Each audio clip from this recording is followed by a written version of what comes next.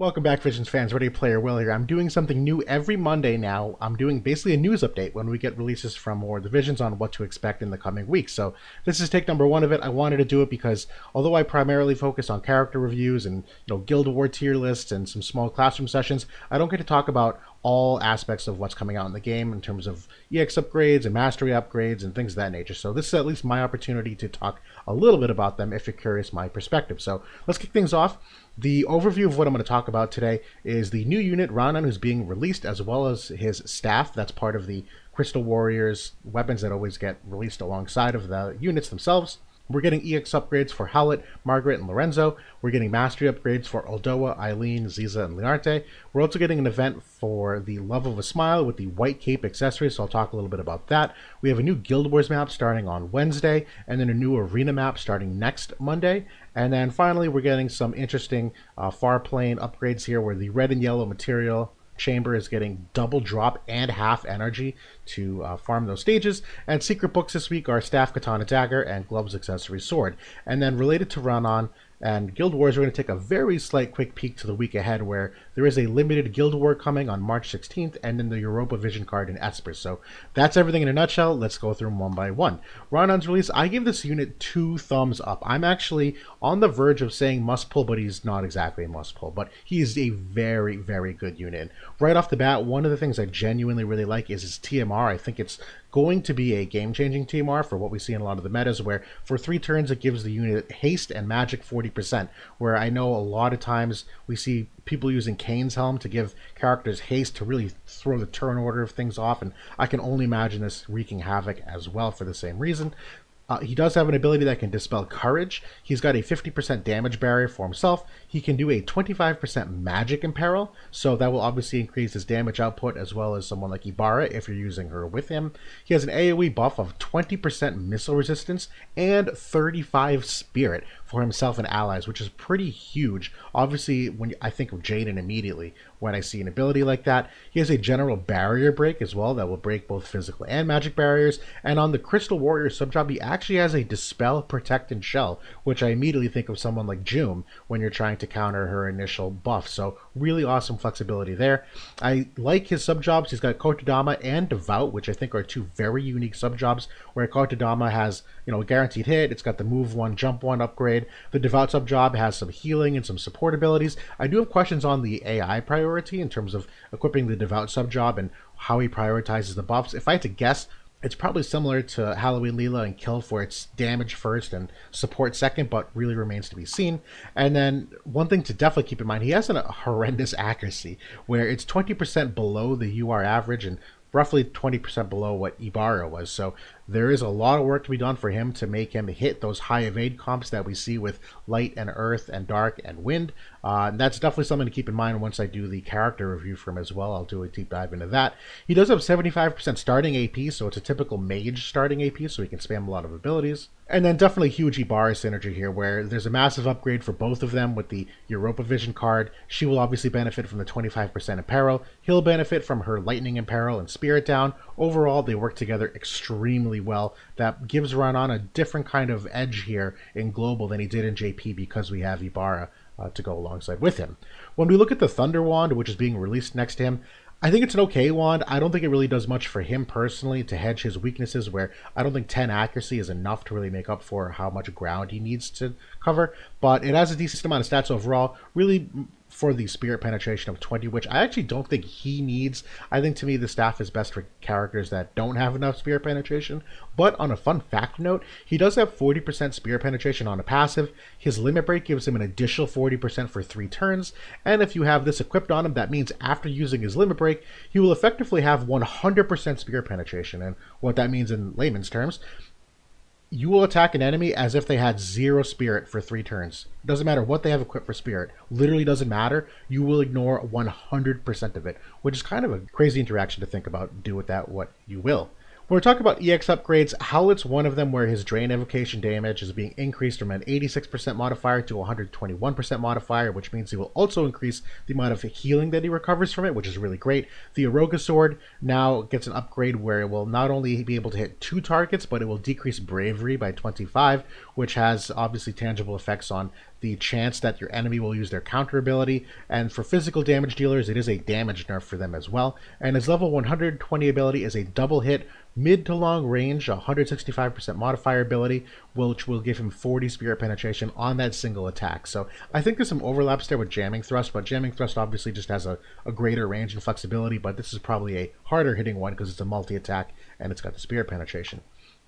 Marguerite's another unit getting the EX upgrade where one of her passives will increase the chance to berserk an enemy by 20%. We'll circle back to that in a second. Meteor ability on the Time Mage main job now has 40 spirit penetration, so an extra DPS increase for her using that ability. And her level 120 ability is an AoE 30 spirit down with a 25% chance to berserk. And if you have that passive equipped, it's really a 45% chance to berserk. So I really like that they're leaning into that status effect for the fire cast. And the AoE spirit down obviously has a ton of synergy when you talk about the increase in magic users for the fire cast. So overall, I think good upgrades for lower rarity unit. And then Lorenzo is getting some really great buffs. Again, lower rarity, so niche how you might use him, but one of his buffs, the Dragon Blood, now gives him 40% accuracy in addition to the attack buff that he gets. Dragon Dive is now an AoE barrier break, all kinds of barriers. That's pretty awesome. And then his level 120 ability is particularly spectacular. It can dispel, protect, shell, courage, and re-raise. All four of them.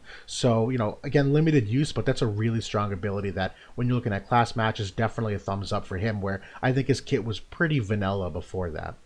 When we're looking at the Mastery upgrades too, handful of units this week, although I'm looking at the old and then the new, she essentially retains the acquired AP 30% up. She does get an extra 20% to all her physical type resistances though, so formerly it was 5%, now it's 15%. That's obviously really great when you consider the self-sacrifice passive that she has, where it normally takes away 8% resistances to all attack types. Now she will not hurt her survivability as much. From a magic perspective, it will, but these are really great for her overall resistances. She's actually getting two forms of HP up as well. One of them is a 10%, which is kind of standard for all Mastery, but she's also getting a personal 15% HP up as well, which is really important because one of the things that she's supposed to do well is the Drain Force ability, which is also getting a massive upgrade here, where Drain Force typically absorbs a portion of HP based upon your own HP from an enemy, and the fact that she's getting some HP buffs here will increase that amount of damage done. But the real big buff is that it's no longer going to be restricted to heights of 0, meaning equal flat footing with your enemy in order to use.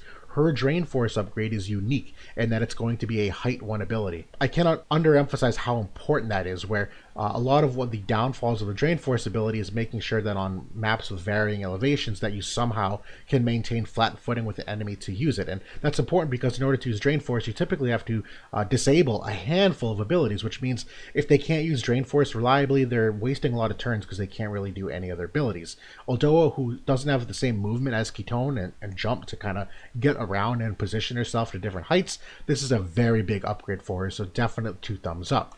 When we look at Eileen, who's the second one, I am not as happy about this one, where she's retaining her Pierce attack and TP of 10%, which I don't think is all that strong, but she's effectively getting the HP of 10% for herself and ally with the Earth attack of 15. The 2 personal buffs they're giving to her is the initial AP of 20, which is really only an extra starting AP of 5, which is fine. She can spam more abilities. She does have AP issues, but the other thing here is the defense penetration of 20, which she didn't have access to before. And although this will help her overall damage output, that's not really where her weakness lies. Her weakness genuinely is in her accuracy and her agility. These obviously do nothing for either of those, and I really don't see her getting any upticks in usability because of them. The third unit here is Ziza. I give another big thumbs up to this, where they're really only one small modification in addition to the HP and the Dark Attack is that they're buffing her evasion rate from 10 to 30. That's pretty big. The reason why I say that, if you look at the context of her with 35% luck vision card, which all evade units need, her current evade is equivalent to someone of like Titus, Tifa, Stern, and Whisper.